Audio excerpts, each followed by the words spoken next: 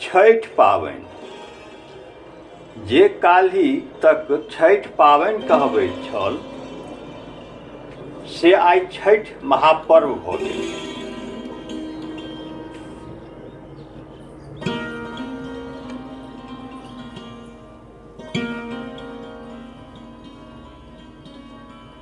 छठि पाबनि जे काल्हि तक छठि पाबनि कहबैत छल से आइ छठ महापर्व भऽ गेल। जे काल्हि तक लोकल छल से आब ग्लोबल भऽ गेल। ओना तऽ ई क्षेत्रीय पर्व अछि जे अपन बिहारके अलावा बिहारसँ सटल उत्तर प्रदेशके लोकसभ मनबैत छथि, मुदा आब ई लोकल नहि रहि गेल, ग्लोबल भऽ गेल। एकर पाछा कारण एकैटा, लोकक आस्था आ विश्वास। छठि पाबनि के प्रति आस्था के परिणाम अछि जे अपन घर परिवारसँ दूर रहैवला प्रवासी साल भरि भले ही कतहु रहथि, मुदा एहि छठि महापर्व के ओ अपन परिवार आ धियापुता संग मनेबाक लेल गाँव पहुँच जाइत छै। ट्रेन में सीट भेट गेल तऽ ठीक, अन्यथा ठाढ़ो आ लटकियो। काल्हि तक महाराष्ट्र के जे ठाकरे परिवार एहि महापर्व के नौटंकी कहैत छलाह से आइ छठि के घाट सजा रहल छै। एहि पाबनि में व्रती के कठिन व्रत देख दोसरो क्षेत्रक लोक सबके एहि महापर्व के प्रति आकर्षण बढ़ि रहल अछि आ तकरे परिणाम अछि त्योहार सँ 4 दिन पहिने सँ लोक सब प्रसाद लेल कहि दैत छथि जे हमको भूलना मत, भले ही वो केओ अनचिन्हार किएक नहि होय। आब तऽ बहुत दोसर क्षेत्रक लोक सब सेहो फूल फल सँ पबनैतिन के आब तऽ दोसर क्षेत्रक लोक सब सेहो फूल फल लऽ पबनैतिन सँ हाथ उठवा लैत छथि। ई भेल एहि पर्वक प्रति लोकक आस्था में वृद्धि। ई भेल एहि पर्वक प्रति लोकक आस्था में वृद्धि। छठिक घाट पर सब समाज एक समान, जाति धर्म के कोनो भेद नहीं, घर से बाहर सामूहिक रूप से होइत अछि। राजा रंग सब एक समान, यानी लोक पर्व सभक लेल बराबर। एहि छठि पाबनि के प्रति ई लोकक विश्वासे अछि जे और पर्व त्योहार भले ही छोड़ दैत, मुदा एहि पर्व के नहीं छोड़ सकैत छै। जकर परिणाम अछि जे बिहार यूपी के अलावा भारत वर्ष तो छोड़ि दियौ, अमेरिका यूरोप संग पूरा विश्व भर में मनायल जाइत अछि जतऽ कतौ बिहार यूपी के लोक रहै छै। वास्तव में आब ई छठि पाबनि महापर्व सँ सेहो एक कदम आगाँ भऽ हमर सभक पहचान आ संस्कृति के हिस्सा भऽ गेल अछि। आइ दुनिया के शायद किओ व्यक्ति हेताह जे एहि छठि महापर्व आस्था, विश्वास, आशावाद, शुचिता, शुद्धता, पवित्रता, एक दोसर के प्रति सहयोग, प्रकृति के संग प्रेम आ जीवन में किछु डर के आवश्यकता संगहि व्यवस्था के प्रतीक अछि छठि महापर्व। जतऽ होली, दिवाली आ दुर्गा पूजा सब कोनो उपलक्ष्य में मनायल जाइत अछि, ओतहि छठि महापर्व उपलक्ष्य में नहीं, उद्देश्य सँ मनायल जाइत अछि। ओना देखल जाय तऽ शास्त्र पुराण में कएकटा कथा छठि पर्व के बारे में प्रचलित अछि, जाहि में छठि पूजा के रूप में षष्ठी देवी के वर्णन अछि, जिनका अपने सब प्रत्यक्षतः देखल जाय तऽ एहि पर्व में प्रकृति पूजा के रूप में भगवान भास्कर के पूजा होइत अछि। भास्कर यानी सूर्य। ज्योतिष शास्त्र में सूर्य भौतिक सुख के प्रदाता कहल गेल छथि, ताहि हेतु सूर्य उपासना में विशेष विधान। एखनो मिथिला में महिला सब साल के 6 महीना प्रत्येक रवि दिन को संतान के स्वास्थ्य लेल सूर्य व्रत करैत छथि। सनातन धर्म के सबसँ पहिल धर्म ग्रंथ ऋग्वेद में प्रकृति पूजा के रूप में सूर्य, चंद्रमा नदी पहाड़ पेड़ सबके पूजा के स्पष्ट विधान अछि, जिनका से समस्त जीव जगत के कल्याण होइत अछि। अपने सब शायद पहिल आ अंतिम सभ्यता छी जे उगैत सूर्य से पहिने डूबैत सूर्य के पूजा करैत छी। डूबैत सूर्य प्रतीक अछि एहि बात के जेकर समय निकलि गेल हो, आब हिनका से कोनो उसास वा उपकार हुअ वाला नहीं। बेसी दिन नहीं भेल कोरोना काल एहि बात के प्रत्यक्ष प्रमाण अछि, जखन बेटा बाप बेटा के लाश लेबाक लेल तैयार नहीं छल। अनकर बात तो छोड़ देल जाओ।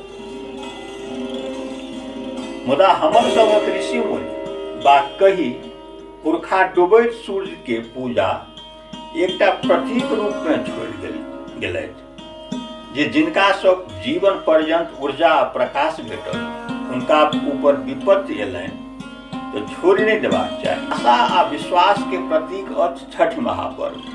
एक बेर सोचियो, डूबैत सूर्य के छोड़ दी आ अपनो हाथ पर हाथ दब बैस जाए, फिर की हैत? घोर निराशा। मुदा डूबैत सूर्य के उपासना अपना अंदर एकटा विश्वास के संचार करैत अछि जे फेर से भोर हेतै, सूर्य एक बेर फेर से उदित हेताह आ पहिने जकाँ अपन प्रकाश से समस्त सृष्टि के प्रकाशवान करताह।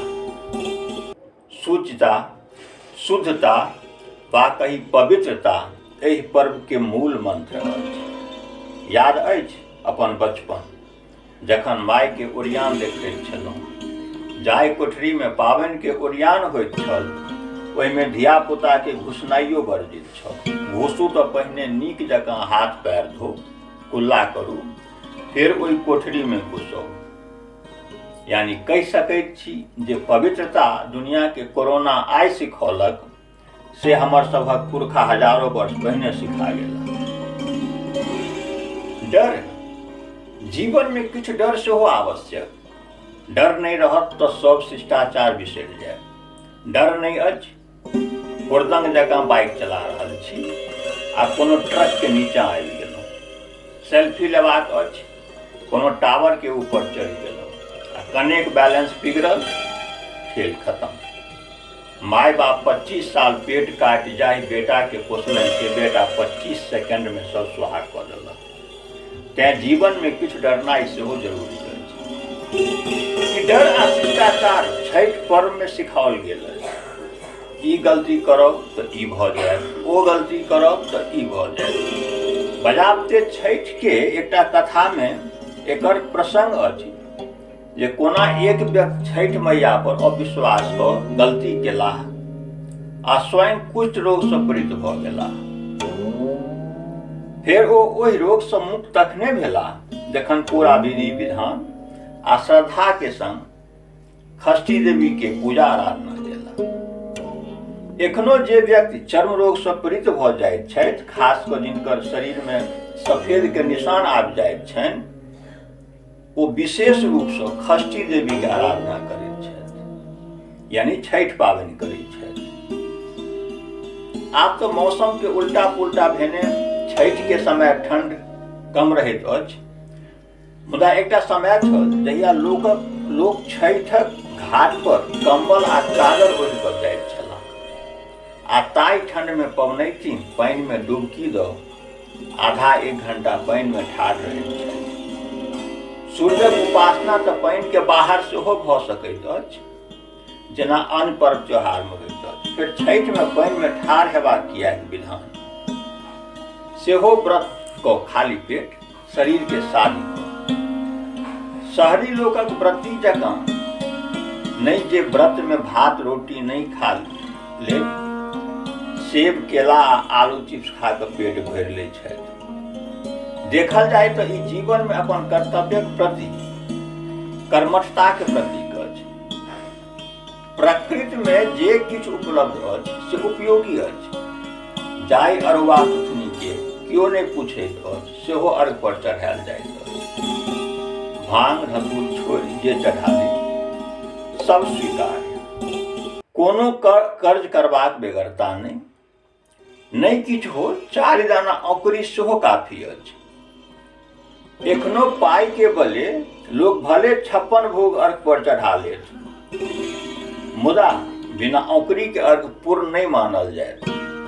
औंकरी एहि बात के प्रतीक अछि जे निदान सँ निदान व्यक्ति एहि महापर्व के बिना कोनो कर्जा के नहीं, बिना कोनो संसाधन के सेहो मना सकैत छथि। बस श्रद्धा, विश्वास आ भावना हेबाक चाही। आपसी सहयोग,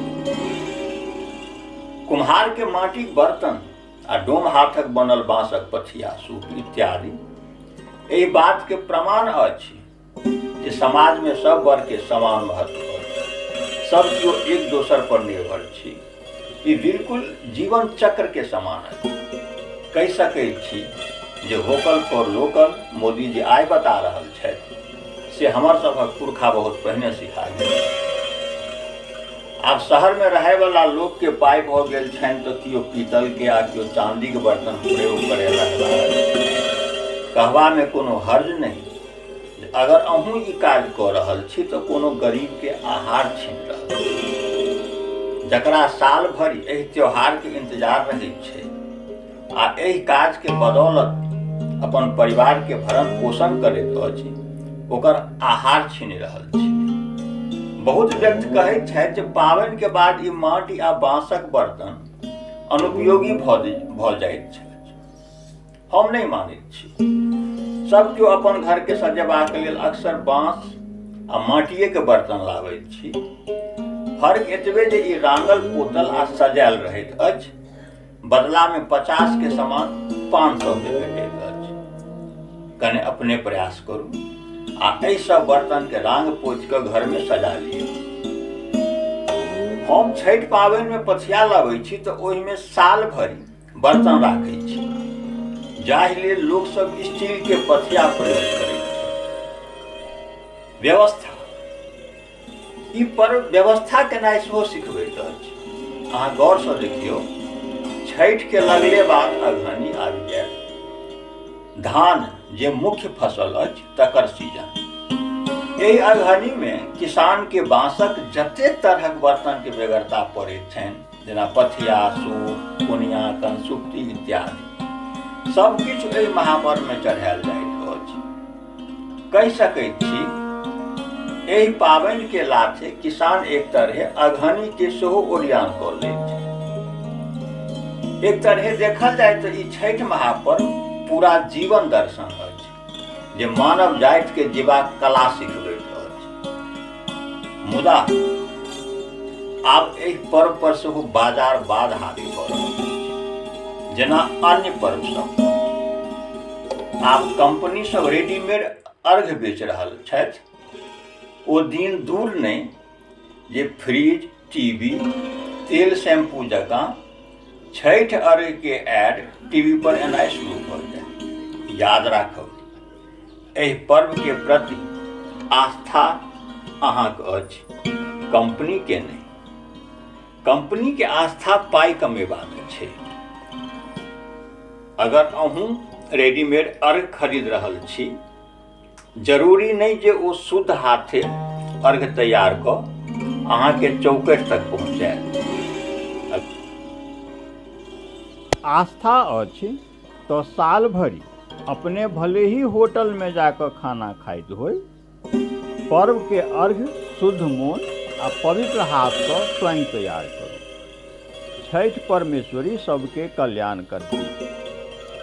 एहि मंगल कामना संग दर्शक श्रोता सँ एकटा विशेष आग्रह जे वीडियो के लाइक शेयर तऽ करबे करू, संगहि चैनल के सब्सक्राइब सेहो करू जे नव नव वीडियो अहाँ सबके भेटैत।